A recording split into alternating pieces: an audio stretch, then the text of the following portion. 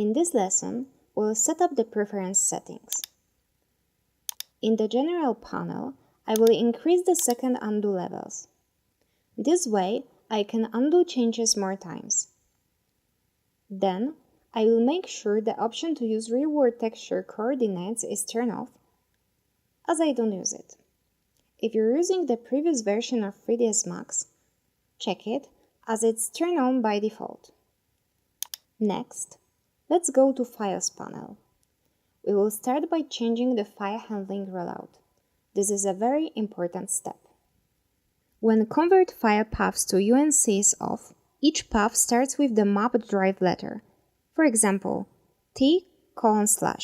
When it's on, paths will show the full name of the drive. I will leave this off.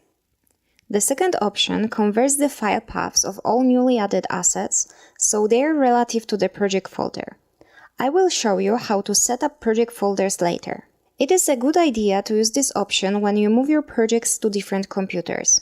We use a server, so I leave this option off, as the file paths are the same on each computer. I will turn off Backup on Save option and turn on Increment on Save. It will create a new copy of the file in the same directory whenever I save the file. This way, I can come back to the older version of a file I'm working on. Make sure Compress on Save is turned on. This way, the Max file will save the compressed format. Depending on the file details, the compressed file can be as small as 1/5 the size of its uncompressed equivalent. This will save you a lot of space on your drive, but also a lot of time as larger files save longer. I don't need file properties, so I will turn it off. I will leave the rest as default. Next, I will increase the number of auto backup files. I will also change the interval to 30 minutes, as saving a file every 5 minutes can be very annoying.